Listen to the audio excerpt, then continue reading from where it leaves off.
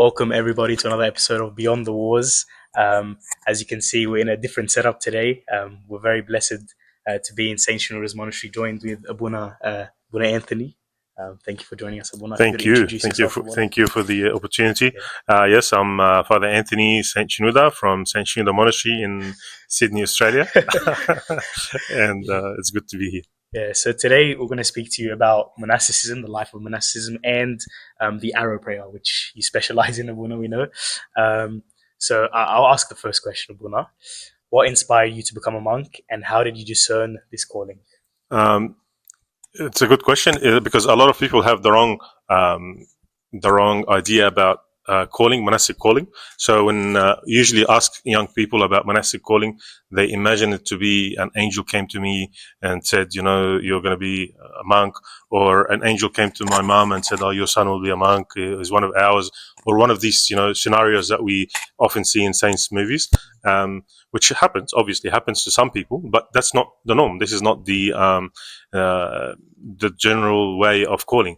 When you look at Saint Anthony, the first monk, the one started monasticism, his calling was simply attending church, hearing the gospel reading, saying, if you want to be perfect, go sell all you have and come and follow me. It was very simple. Many people was at church. Until now, people at church hear this calling. So, it wasn't something extravagant. There wasn't something. So it's a good, I like to say this to start off with, so that because people sometimes have the wrong expectations. And when you have the wrong expectations, you might miss a calling. So if you have a calling for monastic life, but you say, the angel hasn't come yet, so maybe I'm not called to be a monk. There's no monk, there's no angel that comes to you, So me personally, it was basically coming and visiting the monastery, and I had the life of consecration in my mind, and that was always something I aspired to. Monastery here started the year I finished my high school, so I started visiting and regularly, and I like this form of consecration, being consecrated to God in the monastic life. The fact that everything that you do in the monastery is for God, so whether you're vacuuming the church, whether you're cleaning up, whether you're cooking, whether you're looking after a farm, it doesn't matter what you're doing and what job you do in the monastery, it's for the glory of God, and for the glory of His name. So that what inspired me to come to the monastery. Wanda, did you have any experiences that you can share with us from transitioning into the life of the world to monasticism? When someone shows interest in the monastic life, you don't just go to cold turkey, just jump in the monastery the next day. There's a whole period of visiting where you just visit the monastery to see what it's like, to see what is a monastery, what happens and who does what, and to get familiar with the fathers, the monastery fathers here, and to know who does what and how, and different personalities, and you learn because again, sometimes people read books, monastic books, and they have a different idea. Monastic books have the heroic stuff of monasticism, whereas it doesn't record the day-to-day things, and when you go to a monastery, obviously it's a day-to-day, monastery. Of course, there's heroic stuff, but there is there is an aspect of the day-to-day things where you just a normal life, day-to-day life. So that's why visiting the monastery is important, as well as reading monastic text. So there's a period of time when you visit, and so when you come to the monastery, when it comes to joining the monastery, that transition is not, it's a slow transition over time. It's not, you're doing something one day and all of a sudden there's a slow transition where you come and visit weekends, and you come visit a week or two, and so that transition becomes slower. So does that answer your question? Yeah. So, Bona, in that regard, what was the most challenging part of embracing the monastic life, and how did you overcome it? Sports, and playing sports. Uh, basically, the one sport that I regret not playing before coming to the monastery is surfing. All right, so I loved going. I loved playing, trying different sports and stuff. And once before I joined the monastery, I went boogie boarding in one of the beaches. That was my first time. I don't know why I didn't try it so long ago. And I caught a good wave, and it was so exciting. It was so thrilling. I was just, it took me all the way to the beach, all the way to the sand. I'm like, man, can you imagine doing this standing up on a board? Like it was so good. Like the thrill of it was so good. That was, so that's one of my regrets, I guess. I should have done, again, surfers wear a black suit with a black, black. So, I mean, it can fit in, and they all got beads as well, surfers. So maybe I'll get away with it one day. Yeah. Abuna, you mentioned Saint Anthony, obviously, earlier, being the first monk. In regards to your practices, prayers, and even your uniform, what is similar and what is, differed over time? That's a good question. A lot of people compare monastic life in Australia. They ask the question, what's it compared to Australia? Or what's Australia compared to 4th century? Or what's Egypt 4th century to today? That's not a fair comparison. To compare lifestyle or to compare the monastic life, what you need to compare is the monastery inside the monastery in Australia with outside the monastery in Australia, or the monastery in Egypt with the society outside the monastery in Egypt now, or the 4th century monastery with the 4th century society, because it comes from society. Like the monks, the culture of the monks comes obviously from society. Obviously, there's differences. Like, of course, they live counter culture, counter society, but there is the aspects of it is the same. For example, having a fridge, for example, if you say to a monk in the 4th century, all these monks in the 4th century never had fridges. The monks today have fridges. Like, yeah, but everyone has a fridge. You know what I mean? That's not such an achievement, such an expensive. It's a necessity. It's not something. But when you compare, that's why I'm saying compare the monastery inside to the monastery outside. Saying that, the core of the monastic life is still there, which is your prayer rules, your prayer life, your how the monks behave together, the obedience. The main aspects of the monastic life are very, very similar to St. Anthony's time, St. Macarius' time, St. Macarius and St. Bohemius. This is what we learn from. These are the textbooks that guides our lives. They're the textbooks that we go back to on how to live life. So so the comparison, if you're going to compare in terms of spirituality and spiritual life, in terms of prayer rule and prayer life and all that stuff, of course it was a lot more rigorous, obviously, in Old Testament. In the olden days, but I mean it's still there as concepts and things like that. But as in day-to-day living, like things that you have, it's a bit different. Of course, it looks different from the outside. Buna, can you give us an example of what your day-to-day life looks like in terms of your prayer and how you spend your day? Because it might seem a bit weird to other people. Yeah. So in the morning, there's 4:00 in the morning. You have praises, the psalmody, the tasbihah, and that's in the morning, 4 in the morning, and that goes for about an hour and a half, and you rest again, then you get up again at 9, and if we have masses every day, so you don't have to be at every mass, but you have allocated masses during the week, and 5:00 in the evening, you have a sunset prayers with all the psalms. We read the psalms together, and we pray the psalms together.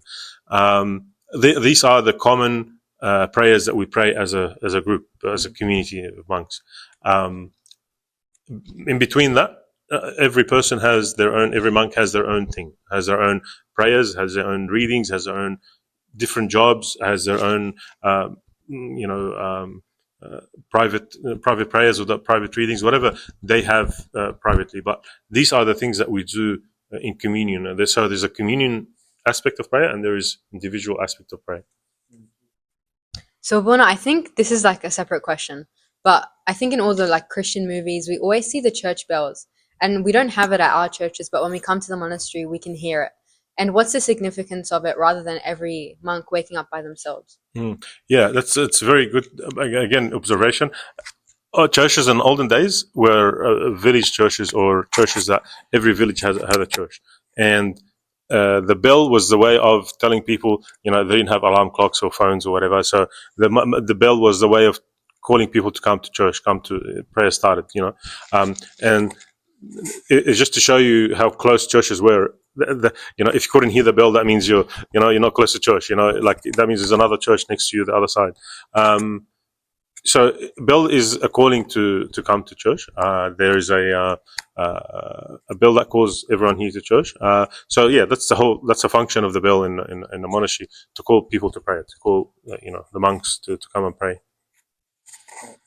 So in terms of silence and solitude, when you're at a monastery, most people imagine it, you're by yourself, you're living alone with God.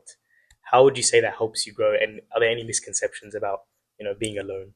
Yes, there is one very big misconception about monastic life, and that is that monastic life, like that, monks get bored. Okay, and a lot of people don't even consider the monastic life, because they say, after 1 week, what I'm going to do after 1 week? You do whatever, and they think monks sitting there in their cell, like not looking for something to do. That cannot be further from the truth. It's not true at all. Monks have multiple jobs, multiple work and jobs to do around the monastery. Actually, we someone asked that question, and we have two brothers that just joined. When they first joined, they had just joined a month, into they started for a month, and someone asked that question, and we went back we get together for a meal together, and I said, yeah, they were asking me, the monks always get bored, and they're laughing their head off. They're just laughing and laugh, because they're being smashed with work. There's no such a thing as bored. They don't even know what that is. So yeah, there is a misconception that monks, being in the monastic life is just, there's a lot of boredom. You don't know what to do. Again, that's not. You wouldn't last. No one can take. No one can take. So you have, like I said, that schedule, prayer schedule. You have your own work. Usually, you have 5-6 jobs, and you struggle to catch up day by day. And you say, okay, I'm going to finish these 3 today. And by the time you finish these 3, there's another 5 that come up. And there's always something new. There's always something different to do. So the concept of being bored doesn't exist in monasticism. Do you sometimes get bored? Yeah, like everyone else. You get bored and just call one of the fathers or knock on their door. Let's have coffee. Let's do whatever. Let's go for a walk, or you yourself go for a walk or whatever. You know what I mean? But this is not a life of boredom. It's not. Sometimes, yeah, every now and then, as a normal person does. But yeah, it's not a lifestyle of just being bored. That was the misconception. What was the question now? I forget the question. I was just saying, how does solitude help grow your spiritual life? Yeah, of course. Yeah, being alone with God, of course, is the message. That's the whole reason people become monks. That's why people who join the monastery is to be alone with God. Saying that, that's not something you do from day one. So your first 10, 15 years, you're smashed with work. Yeah, and it's for your own good. That's what this is what the monastic fathers have taught us, and Bohemius and Carius and all these fathers. So St. Bohemius said, if you don't have any work, you dig up a hole and you fill it up again. It's work for the sake of work, not work for the sake of production or making something. So work is very important because it keeps you busy, keeps your mind busy. In terms of solitude, that comes in not every monk lives the solitary life outside and alone. There are times when you're alone in your cell and you spend time with God. Of course, that's what you came for, but not first of all, not from day one. Okay, not after. Maybe after 10-15 years, you start to get some leeway of, and that's healthy for you, because otherwise you won't last in the monastery. No one can, that imagined life of boredom is not, you can't last. You think St. Anthony living in the desert alone, do you think he was bored of his brains the whole time? He didn't have to be there. He was getting smashed by the devil. Unless he was actually spiritually being fed, spiritually being nourished from God, spiritually getting fulfilled and actually working and enjoying his time, he wouldn't have lasted. He wouldn't have lasted this. He stayed in the desert for 80 plus years, So, of course, it's a rewarding life, of course. Well, are there any spiritual disciplines or like practices that you would recommend that you found for yourself or in general that have a profound impact on your spiritual life? Yeah, the church fathers, the monastic fathers, all the fathers, the one thing that they always emphasize for any beginner is keeping a canon, a prayer canon, where you have a prayer canon that suits you and that you can grow into. So a prayer canon is you pray Psalms, you pray, you read the Gospels, you read whatever prayer canon that you have in terms of Matanias, in terms of whatever. And you keep that. Without a prayer canon, you cannot grow. You cannot say, "Yeah, I'll pray when I feel like it," because what ends up happening is you never feel like it. It's like saying, "I'm going to go to the gym when I feel like it." Gyms basically run on the fact that people sign up and never will go. Okay, that's the whole reason the gym industry is running. So it's the same with the prayer life. Like, unless you have a strong canon, prayer canon. That you are accountable to someone that you try to keep with all your heart, you're not grow. You can't grow. Abun, I remember as a child being really fascinated with the line in the middle of the hat, and I asked my priest at the time. I'm not sure how accurate this was. It's a while ago, but he said that Saint Anthony was tempted in the desert, and he split it apart, so he had to sew it back. So, what's the significance of maybe the line and the number of crosses and the design? So basically, the story is correct, where Saint Anthony was being, beating up at the devil, and he ripped, so he went back and sewed it. So the idea is perseverance. He could have just gone. You got to put it in context. Imagine Saint Anthony. He 16-year-old. All right, left. His parents just died. Very rich man, young man. Him and his sister, and he's got all this money, all this wealth, all this land, and all this stuff. Okay, he could have used it for something wrong. He didn't. He sold it to go to live with God. Heard God's calling. Did God's calling. Then went to the desert. After that, he ticked all the boxes of someone who's amazingly spiritual, amazingly, wanting to live with God. Then after that, a few months later, he gets smashed by the devil. All right. If imagine any of us, kept our prayer canon for a week, okay, and we had some small tribulation, failed an exam or something after a week of doing your canons. Can you imagine how much, how upset you would be? Oh God, and I'm going to be an atheist, and what's the point of all this? What's the point of going to church? What's the point of prayer? But he didn't. For him, the devil, after all these amazing things that he did, he got attacked, ripped. Then what happened? He went back and started again and started his life again. He didn't give up. So that's what it's a reminder of. That you never give up. You always be strong. Also, in the olden days, this is what the children used to wear. So it's a Saint John Cassian. That's what he says. I don't know if you've seen 1700 kids where they wear this funny hat with the flaps coming out at the front, but olden days that's what kids used to wear. So it's keeping a childish mind, a child mind of a child. It also has the helmet, being a helmet, an analogy of a helmet. But so that's what this is about. Of course, it's got the 6 crosses. So why each 6? side. The disciples. Oh, no, okay. 12. 6 and 6. So 12, yeah. And one cross at the back, which is Jesus. So, your thoughts and your, it's according to the Bible, according to the apostles and Christ. And as well, I know, it's very common for monks to be wearing black, but what's the reason behind wearing black? That's a good question. I don't know. It's a cool color. I'm not sure. Actually, in early times, again, John Cassian. So John Cassian is an early saint who came from France. And he went to Egypt and wrote about the monastic life in 2 books, one called The Conferences, one called The Institutes. Mm-hmm. So The Conferences is where he dialogued with a lot of people, a lot of desert monks about different topics. And he recorded all these dialogues about spiritual topics. And The Institutes is about his encounter, and he recounts how many times they prayed, what they said, what they wore, how they worked, bit details of what they did.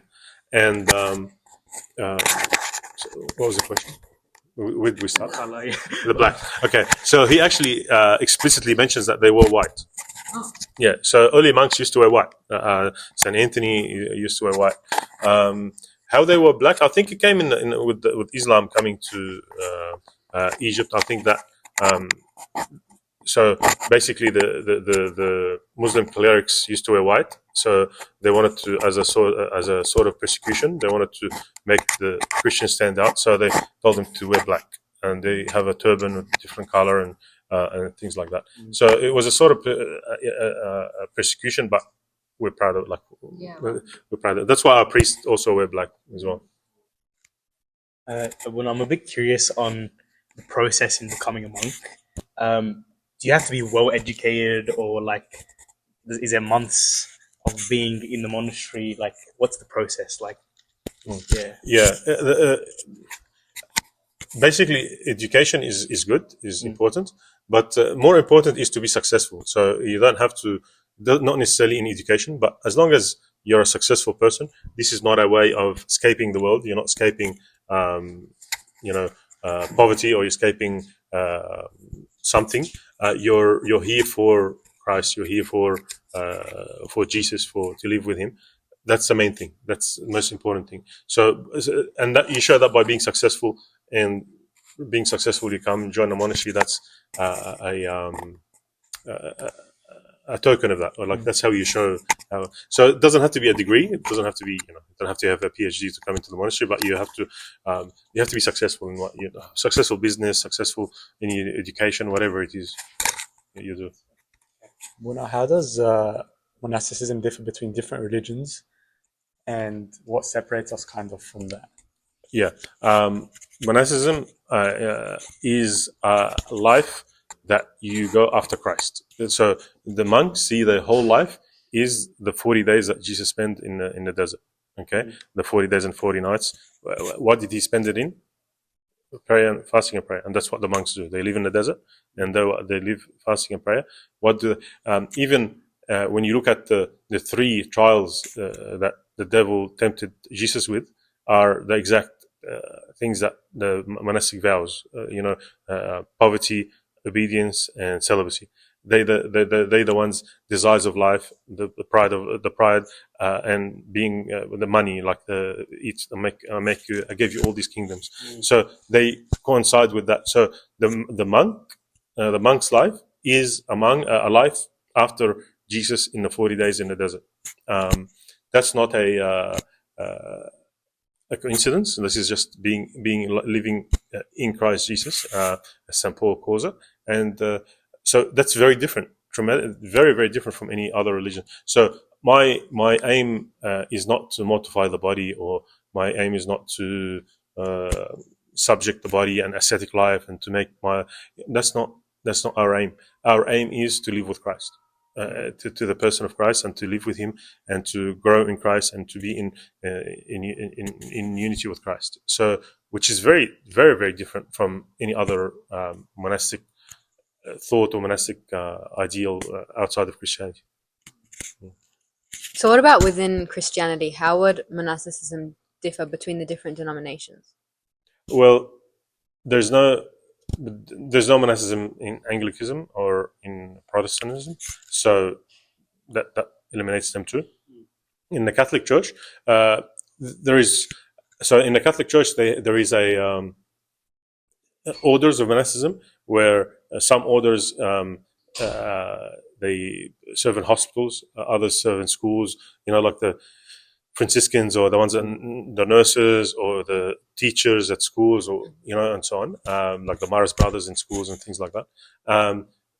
So they have different callings within monastic life, whereas in Orthodox monasticism, it's purely devotional. So you go to the monastery to be in the monastery, to live with God in the monastery. It's mainly devotional rather than serving outside. So I know you were saying you went to Mount Athos a bit recently, and you were saying you could still tell between the different denominations, between monks in Orthodoxy. So how could you tell? Basically? Yeah, like I was saying earlier, that you compare life here in Australia inside the monastery to outside the monastery, and Egypt inside the monastery and outside the monastery, and Greece inside the monastery and outside the monastery. So actually, what I saw was that the monastery there, 95 or 98% is exactly the same in terms of prayer rules, in terms of church life, in terms of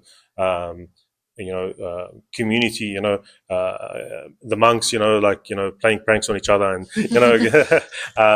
it's pretty much the same. And they have this buckets, and they have everything that we have, coffee time, and they sneak each other to have coffee, and it's very much the same. In terms of culture, in terms of course, it's different, and every culture is different, and that's, you have to accommodate. But that's not the monastic culture; that's just the Greek culture, like the Greek monks there. So, so in terms of monastic essence, which is awesome, this is an amazing thing to consider, because we come from the same origins. The early monks of Egypt. This is the exact same origins. So even though we've been separated that long, but we still come from the same origins. We still retain these origins, like this common spirituality between us. So that's beautiful. That's an awesome thing. It was very impressive to see that there's so much more that unites us and divides us. Okay, we wanted to move on to the topic of the arrow prayer. We know you're considered a doctor of theology, and not theology, but anyway. And if I'm not mistaken, you write your PhD thesis and also a book on the topic of the arrow prayer. So, what is the arrow prayer, and what is its origins and significance? Okay, so arrow prayer is, people sometimes confuse it with the Jesus prayer. Arrow prayer is a short prayer that monks or laity, so not just monks, laity, pray throughout the day, doing different activities in the day. So not specifically doing one or the other activity. So that's the definition of the arrow prayer. The Jesus prayer comes under the arrow prayer as one of the arrow prayers.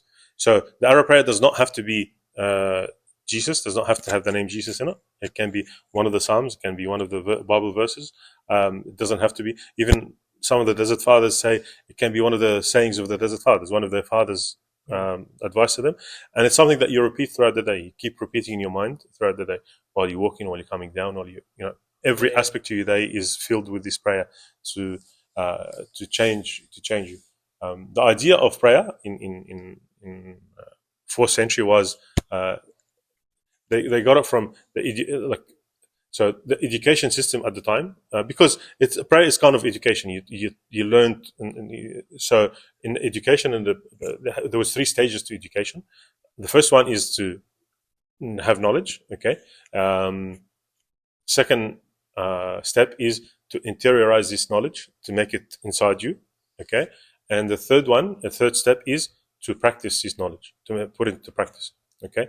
Again, very different from today's concept of education, where you just shove information in your brain and just bring it out on a paper. Okay. That's very, very different. Okay. So when you learn something, you learn a new concept, there has to be a way of interiorizing this. And the way to do that is by repeating it again and again and again and again in your mind, and to keep repeating it, because that's how you learn. That's how you make it inside you. So when you're repeating verses about any topic, it makes it your own, it makes it your way of life. Then you go off and practice it. So if you're about forgiveness and you repeat something about forgiveness, then you go off and practice it. So that's what they use. That's so kind of the arrow prayer, that you're repeating all these Bible verses, different Bible verses, that your prayer becomes the way you act, ultimately becomes your act. So I learn all these Bible verses, okay? So I keep repeating them to interiorize them into my heart. Then after that, I practice them in my day-to-day life. So it's not just about learning. It's not just about keeping busy. It's about life. It's about day-to-day life, about action. So it's not just a prayer. So that prayer started obviously not from the desert monks, desert fathers. It started from St. Paul. He said, "Pray without ceasing." Okay. Now we know that St. Paul was not speaking to monks, because monasticism hasn't started, in the 1st century. I hope you knew that. Yeah. The other thing is that he was not talking to, so he wasn't talking to monks. He expected everyone to be able to do it. So it wasn't something that's completely out there that, undoable, because he wouldn't have said it. And he says, pray without, it's an imperative. It's not if you can or when you have time, or it's pray without, it's a command. Okay. So there were practical ways of doing it, praying it, and these practical ways is just to pray throughout the day. Basically, have a prayer when you're doing anything in life. Saint Shenouda has a very interesting sermon where he talks to the monks, and he says to the monks, when you wake up in the morning, say Jesus. When you walk to your to church, you say Jesus. When you come back from church, you say Jesus. When you go to work, you say Jesus. When you come back from work. So basically, every step of the way, you say Jesus. You always have the name of Jesus in your mind. This is Saint Shenouda, the Archmage, okay, 4th century, and he was giving the same, like the talk, to monks and laity. Then he turns to the laity, and he goes to the laity, and he says to them, when you wake up in the morning, you say Jesus. When you have when you bring up your children, you say Jesus. When you do so and so, you say. When you come in, when you're running away from barbarians, you say Jesus. When you're running, and he has a whole list of situations where you mention the name Jesus. You mention it again and again throughout the whole day. And I think if Saint Shenouda was giving this sermon today, he would be saying, when you wake up, you say Jesus. When you catch a bus, you say Jesus. When you go to the gym, you say Jesus. When you're in the shower, you say Jesus. Just everyday thing that we do. When you study, you say Jesus. When you get in trouble at school, you say Jesus. So yeah, that's what he would be saying. Like every aspect of your life is saying the name Jesus. Is there a reason it's called the arrow prayer? Yes. So the actual name, we don't actually have that name. It does not exist in church history until the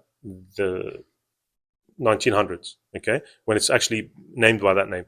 But the description of it by being arrow goes back all the way to origin, all the way to early church fathers, but not the name. So, for example, Origin says, small, intense prayers like an arrow that goes, you know what I mean? So he describes the whole thing. He doesn't give it the name arrow prayer, but he describes the whole thing as an arrow. Why is it called arrow? Because short and it's quick. So sometimes it's described as attacking the devil. So one of the church saints, Saint John of Skeet, he saw a vision where that vision is the devil appeared to him, and he's got all these arrows on him. He's full of arrows everywhere. And the saint asked him, "What's this? What are you doing?" What he goes, "These are arrows." He goes, where'd you get these arrows from? What are they? Why are you full of arrows? Because you don't know. This is arrows. These are the prayers that you pray all day. That you've been praying all day. So it's like I said, arrows that attack the enemy. Attack the devil. That's really good. So I like how you mentioned school. And so as students, how can we benefit from the hour prayer? So I'll give you a scenario. Yep. So what if we're like doing our math exam? It's the last question. It's already like really difficult. And we say the hour prayer. We continually say the hour prayer, but we're still not getting the solution. Do we say that's it? It just didn't work for me? Or how can we deal with that? Okay. So generally, this is just prayer in general. Yes, we can pray in hard times and difficult times. We should persist in it. Like regardless of how hard the test is, we should start the test with it. Going to the test, we should be praying it into the test, throughout the test. So it's not about getting the right answer. Okay, I know as students, like we do anything to get the right answers, but it's about having a relationship with God. It's not about getting the right answers or getting a parking spot when you go shopping the shops, or that's not what prayer is about. Okay, it's about a relationship with God. So, do I pray? Yes, I do. Even if I don't get the answers, of course. If I don't get the answers, so yes, I always pray. I always pray, even if I don't get the answers. I always pray before an exam. I can stop during an exam and say it and continue doing the exam every now and then between every question. It doesn't have to be something Like you don't have to stay for 15 minutes doing it like just 2 words, in your mind. And that's why the good thing about it is that it's short and concise, and you can say it in your mind. It's the whole idea of the arrow. So if you don't get the answer, you still pray it. That means you need to study a bit more. How can the arrow prayer complement our other prayers and Bible reading? And also, should we be making our own prayers from our Bible readings, or do we just search up church father arrow prayers, or look for ones that are already made? No, the idea of the arrow prayer is that it's organic. Like you're praying the Psalms, you're enjoying them, you're interacting with them, and you like a prayer. For example, one of the John Cassian, again going back to John Cassian, he says, "Oh Lord, come to my rescue, oh God, Lord God, to my help." This is the beginning of Psalm 69, I believe. So he repeats that all the time, and he says, when you wake up in the morning, when you go to sleep, again, it's something that he uses all the time. So if I'm in the morning prayer and I'm reading my prayers and praying my prayers from the Agbeya, from the Psalms, and I like a verse that stands out to me that day, I just keep repeating it that day. One of the fathers from Sydney, he says that he reads the Bible before he goes to sleep, and he picks a psalm and a verse, and he keeps on repeating it to go to sleep. And he sometimes wakes up, finds himself just repeating that verse again and again in his mind. So there are different ways of obviously doing it, but the whole idea is to make it permeate everything of your life, like every aspect of your life. Like I said, the bus and the gym and the exam and whatever, being in detention, How can we know that the arrow prayer is effective? Because usually when we're in prayer, it's supposed to be like a communication between us and God. So when we're just speaking to him and saying a short prayer every few minutes, we might not hear his voice. It's a very good question.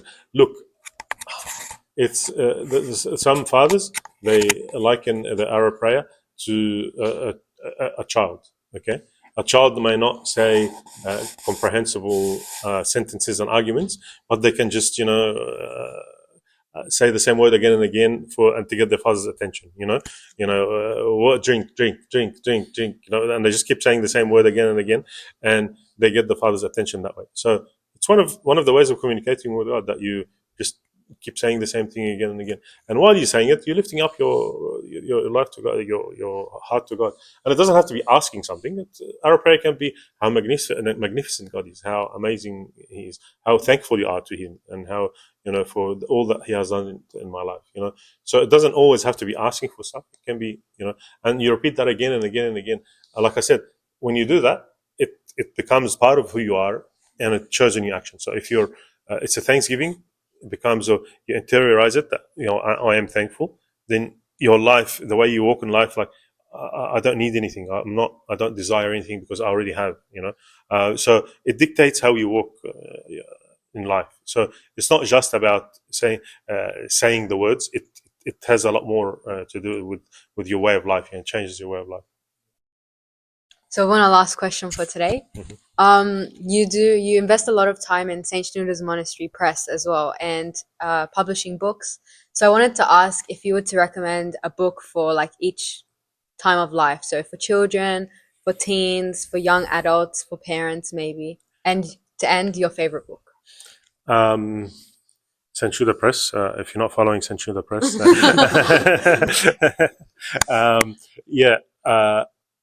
I'll tell you which ones are popular ones. The really popular ones are the teen series, and they are popular with especially the liturgy and the Holy Week ones. They're very, very popular. Because it explains the liturgy really well, and it explains different parts, and how and the way it's written is that it doesn't just explain it; it explains what we do and how we interact with it. So it's not just that's what's happening and that's it. It's because that's the whole point of the liturgy, that you interact with it.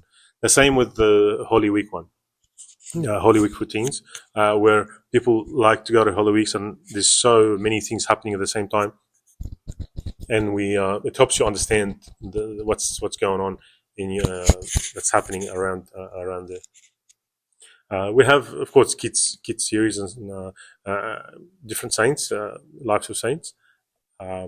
We have the adult series. In one of the adults ones that again a lot of people enjoy is the Father Skanda, Athanasius Skanda, from Canada. He has a book called Practical Spirituality, and that's one of the amazing books that people love. It's again, a lot of good reviews on that book. So yeah, they're the different. If you like saint stories, which I think a lot of people like these days. So when I ask a lot of young people, tell me 3 things you know about Saint Anthony, and they usually tell me his name is Anthony. Okay, and that's all they know about him. But you need to know saint stories, lives of saints, and what they did. So we have a few books that have Saint George and Abu Sufyan, Saint Mary, contemporary ones as well. So I think it's important to know these lives of saints because they inspire us. They inspire us to, and it is inspiring, especially martyrs as well. Especially nowadays that everything's against us, in terms of the world outside. It really is important to know that there are people there that sacrifice not just a job or marks or degrees or whatever. They sacrifice their life for Christ. So it really is important time to read and be immersed in these lives of saints because again it dictates our lives. Do you have any? Yeah. Well, there's 2 books. One is called The Arena. It's not from Shenouda Press. So there's a book called The Arena. That's a really good book, and it's about monastic life, how is based on the Bible, like how to base your life basically on the Bible. But another book is called what's it called? I forget. Prayer. No, it's about prayer, but I missed the name. Yeah, sorry. Yeah, the Bible. Yeah, the Bible, of course. Do you have any upcoming book projects? Yes, we do have a whole list coming up. We have what do we have? We have Father Carlos from St. George Church. He has a book on joy that's really exciting. We have Wuna Anthony Msiha wrote a book on prayer. Very, very exciting as well. It's a very good book. So basically it talks about different rooms of prayers, how we can, each room of the house is dedicated to a prayer or like symbolizes a prayer. We have Prayer Life, Orthodox Prayer Life by Father Matta. We have a new translation coming out. So there's a few exciting things coming out. There's a liturgy book for kids as well, like the part 2 for that. So we try to get a variety like kids, adults, teens. And, Thank you so much. Thank you, guys. Thank you. It's a pleasure to see you, and I pray all the success and God bless you. Thank Thank you, everyone. Yeah.